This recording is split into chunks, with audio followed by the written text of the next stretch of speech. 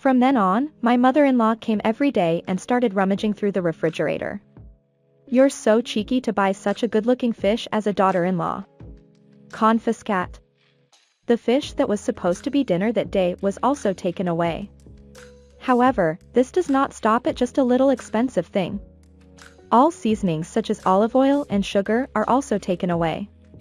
She always says, "Don't be extravagant," but I gradually realized what was going on. I'm Hazel, 37 years old. I live in my parents-in-law's house while working from home. My husband's grandparents, parents, and we live in my parents-in-law's house.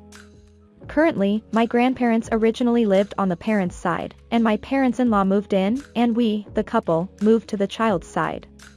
Because of this situation, I thought that there would be no situation where we, the couple, and my parents-in-law would become overly intrusive. Actually, when I lived with Caleb, my husband, my parents-in-law didn't even bother to come to the child's side. At that time, my husband often left me alone and went to the parents' side. I'm going to have dinner with my father and mother today. I think my husband ate dinner on the parents' side about 4 days a week. He always told me at the last minute because it depended on his mood. I had already made the food, so I ate alone on the child's side and saved my husband's portion for the next day, and managed to get by. At that point, I was wondering what kind of husband he was. Hazel is longing for a family because you became alone early. If you divorce me, you will lose your long-cherished family. So don't think about divorcing me. My husband always says that with confidence. When I was young, I lost both of my parents in a traffic accident and had no relatives. So I had a very strong longing for the existence of a family. My husband knew the circumstances and my feelings, so I was convinced that I would never ask for a divorce no matter how badly he treated me. I also thought, I only have dinner with my parents a few times a week, so I let my husband do whatever he wanted, which may not have been good. My completely arrogant husband gradually began to ignore me. Although he left all the housework to me, he never told me in advance about the presence or absence of dinner that day or the schedule for going out for a workplace drinking party. I'm also in charge of preparing for my husband's business trip, so I'm in trouble if he doesn't tell me in advance. As a result, there were many days when I had to prepare at the last minute and be in a hurry. You need to be aware that you are my wife and work properly. If you can't get along with people at work and get fired, how are you going to live? My husband said with a sigh mixed with a look of amazement as he watched me preparing eagerly. My husband seems to think that he is a splendid member of society, but from my point of view, he is not at all splendid. Because he can't even communicate simple content. In this day and age, even new employees know the importance of reporting, contacting, and consulting. He can't do any of these. Nevertheless, the reason why I didn't think of divorce at all was because of his baseless confidence that he didn't want to let me go. My husband likes me and needs me. I had such thoughts, so I never thought about getting a divorce. However, for my husband, I seemed to be a replaceable existence at any time, and he never seemed to think that I was important. I realized this when my husband's assignment was decided and I started living alone on the child's household side of my parents-in-law's house. I said that I wanted to go with him to his new job, but he refused me. "I want you to take care of the house. If something happens to my father and mother, please help them." No matter what I said, I was told that, and in the end, I ended up living on the child's household side. It was the evening of the day when my husband went to his new job. When I was in the kitchen trying to make dinner, I was suddenly called from behind. "Hey, Hazel." Wow. Usually, my mother-in-law never comes here without saying anything, so I was surprised and raised my voice. If I had been washing dishes, I think I would have dropped and broken them. "Why are you so surprised?" "I'm sorry." I apologized while being flustered because my mother-in-law said so in a displeased tone. However, if someone suddenly comes and calls out loudly from behind, anyone would be surprised. I thought so in my mind, but I endured it without saying it. My mother-in-law didn't say anything to me with an unhappy face and suddenly opened the refrigerator. "Oh. There's beer. This is confiscated. There's also salami. This is also confiscated." After looking inside, she opened the freezer next. "Oh. Frozen wieners are also confiscated. You only have snacks. You're a drunkard. What are you doing? Although we live together, we live in separate places. I was momentarily delayed in my reaction to my mother-in-law's unexpected behavior of coming here and rummaging through the refrigerator, taking out what caught her eye, and putting it in the bag she brought. I'm not letting you indulge in luxury. I was even more dumbfounded by my mother-in-law's first words. I haven't done anything because Caleb was here. I can't confiscate it if it's Caleb's. But now it's just you, so I can confiscate whatever I want. Confiscate whatever you want? What is this person talking about?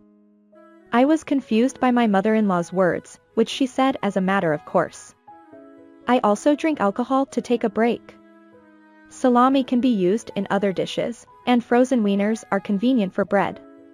Even so, if they are taken away, there will be no color in my meals. This beer was something that my husband couldn't drink and left behind, but I kept it carefully to drink later. I never thought that my mother-in-law would take it away. Be aware of your position from now on. I'll check the refrigerator every day. I'm not doing anything excessive. You don't have to check it so much. You're noisy. It's the husband's job to discipline the bride, but Caleb is not here now. I'll teach you. Be grateful. I can't think of anything to be grateful. First of all, what kind of person is my mother-in-law who is trying to discipline her daughter-in-law? Satisfied with doing whatever she wanted, my mother-in-law quickly returned to the parents' household side. I called my husband that night. Hello, Caleb. I'm tired because I just got here. Don't call me. Before I could say the next word, he hung up. I thought I'd settle it with a message, so I sent him a message saying I had a consultation, but I only got a receipt and no reply. I'm busy here. I don't have time to listen to your consultation, my husband replied the next day. After that, my mother-in-law came every day and started rummaging through the refrigerator. You're so cheeky to buy such a good-looking fish as a daughter-in-law. Confiscate. The fish that was supposed to be dinner that day was also taken away. However, this does not stop at just a little expensive thing. All seasonings such as olive oil and sugar are also taken away. She always says, don't be extravagant, but I gradually realized what was going on. My mother-in-law probably finds shopping troublesome. This continued every day, with her coming before dinner. It's useless to cook if I can't eat what I want, I thought, so I stopped buying ingredients. Instead, I started ordering takeout. Hey, there's no food at all. My mother-in-law was angry when she saw the refrigerator with only water in it. I've lost the desire to buy anything because you steal everything I buy. I don't even have the energy to cook anymore. It's not like Caleb is starving and suffering, I said, fed up. Every day, no matter what I was doing, whether cooking, taking a bath, or working, my mother-in-law would invade the house, rummage through the refrigerator, and steal the ingredients. It's ridiculous to buy ingredients that are going to be stolen by a thief like her, even though she's on the same property. I suddenly rebelled against my mother-in-law, who had been obedient until now, and she turned red with anger. You're so cheeky for a daughter-in-law. You're the bride of this house. Are you going to defy your mother-in-law? What's so great about a mother-in-law? I think my mother-in-law is a housewife. She does the housework on the parents' side, but to put it the other way around, that's all she does. I'm living here, but it's my father-in-law, not my mother-in-law, who maintains the child's household side. And I've never asked my mother-in-law to help me with the housework. I've never asked my mother-in-law to do anything for me, and she's not doing anything herself, so why do I have to obey my arrogant mother-in-law? I couldn't understand anything my mother-in-law was saying. You say I'm defying you, but are you that great? I said emotionlessly, and my mother-in-law got angry again. I was fed up with the thief-like mother-in-law, the husband who wouldn't listen even if I wanted to consult, and the recent revelation. Get out. You'll divorce Caleb. I don't want to see the face of a rude daughter-in-law like you, my mother-in-law shouted, throwing the knee blanket on the nearby chair. You're just lazing around at home without working, and you're skipping housework as soon as your husband is gone. It's going to be a bad future. Yes, yes. That's right, I replied casually to my hysterically shouting mother-in-law. I work from home, but I didn't feel like explaining it to my mother-in-law. I sent a message to my husband that day. Your mother told me to leave, so I'm leaving. I also sent you the divorce papers, so fill them out and submit them. I got a read receipt immediately, but no reply. I didn't care at all about the lack of response because I thought it would be enough if he submitted the divorce papers properly. 3 months later, I started living alone in a newly rented apartment. It has 2 rooms, one for work and one for private use. I can manage the on and off times perfectly, so work is more efficient than before, and the living environment is great. I received a call from an unknown number while enjoying my new life. Hello? When I answered the phone, a familiar voice spoke cheerfully. Oh, Hazel, have you repented yet? How does it feel to be kicked out and homeless? This voice belongs to that thief, my ex-mother-in-law. The 50-story high-rise apartment is the best. It's long and the room is clean, and above all, there's no thief in the house. I said only that and hung up the phone quickly. I didn't exchange phone numbers with my ex-mother-in-law, so I didn't register her number either. She must have asked my ex-husband for my number and called me. I have to reject this number. I didn't know how to set up call rejection, which I rarely do, and I was thinking about it when my ex-mother-in-law called me again. I touched various things, so I accidentally pressed the call button. Regretfully, I put the phone to my ear. Why are you hanging up? I'm your mother-in-law. She shouted in a pretty loud voice, and I sighed and nodded. Yes, you're great. What's with that attitude?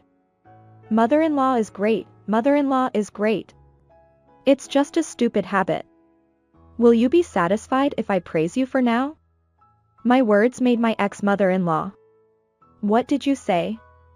She screamed hysterically and complained all the time.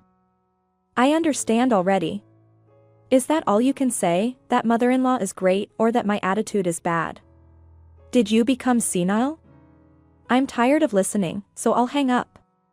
I said that, and my ex-mother-in-law, who seemed to be trying to say the same thing again, muttered in a small voice, "You're just a daughter-in-law," and didn't say the last word to make sure I didn't hang up. Instead, she made a childlike sound of, "Ugh, money. Lend me money." What? I tilted my head at my ex-mother-in-law, who had suddenly spoken.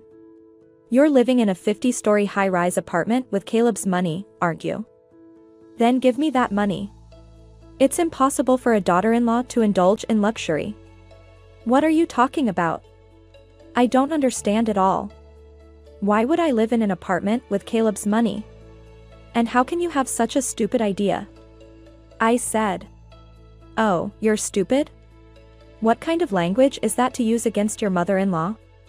When I said what I thought, my ex-mother-in-law raised her voice even louder.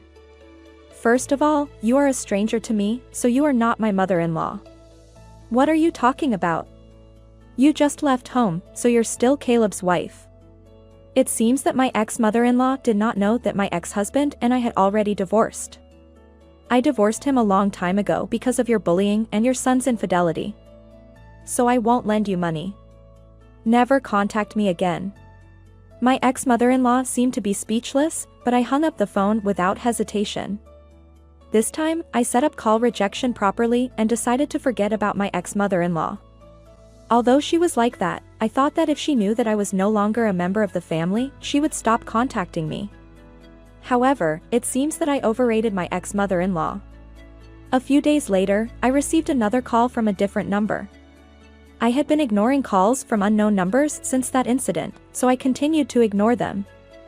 After ringing for a while, the caller began leaving a message on the answering machine. Since I wasn't talking directly to the other person, I listened to the voice again and found out that it was my ex-mother-in-law. I don't know if she borrowed my ex-father-in-law's mobile phone or got a new one, but I found out that my ex-mother-in-law was trying to contact me somehow. I'll forgive you for divorcing my son on your own. So come back soon. You will marry Caleb again. And you're making a lot of money with your telework, aren't you? Why did you hide it until now? This must have been what my ex-husband said. He probably talked about me being a useless wife in front of his parents and said that he was supporting me. However, after I divorced him, he quit my job and returned to his parents' home from his place of assignment. I think my ex-husband who lost his income blamed the ex-mother-in-law for driving me out. Half of the reason for deciding to divorce was that my ex-husband made a woman at his place of assignment and played around with work, but there was no way that ex-husband would admit his fault. So my ex-husband, who lost his source of income, blamed his mother. My ex-husband is in debt to pay me alimony, so it also affects the household budget of my ex-in-laws. In contrast, I earn $300,000 with my telework. My ex-husband, who still doesn't know my earnings, proposed that we separate our finances, and I took proper measures for this, so there was no property division. Now, it is conceivable that both my ex-husband and my ex-in-laws are in trouble because they have no money.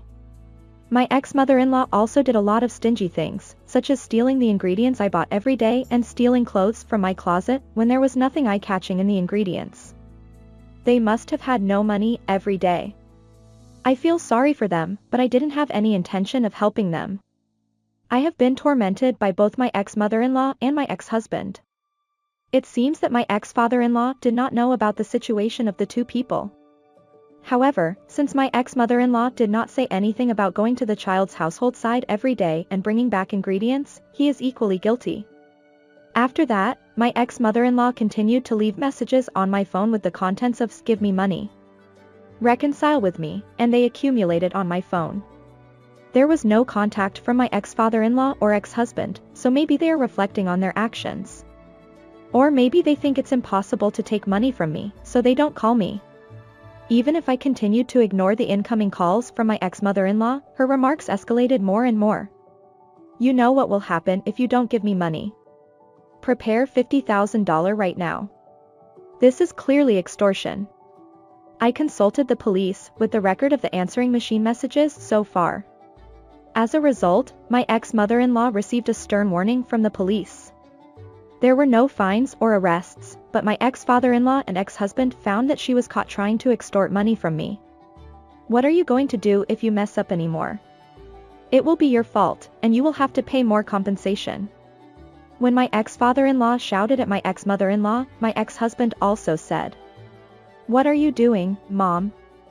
I promised to marry my new girlfriend after I finished paying off my debt. Don't do anything unnecessary." It seemed that the family had a big fight. By the way, my ex-husband's new girlfriend is the woman he cheated on me with at his place of assignment, but she said that she would never approach my ex-husband again after she finished paying her share of the compensation and went back to her parents' house. My ex-husband didn't seem to know that either. After that incident, I never heard from my ex-mother-in-law again.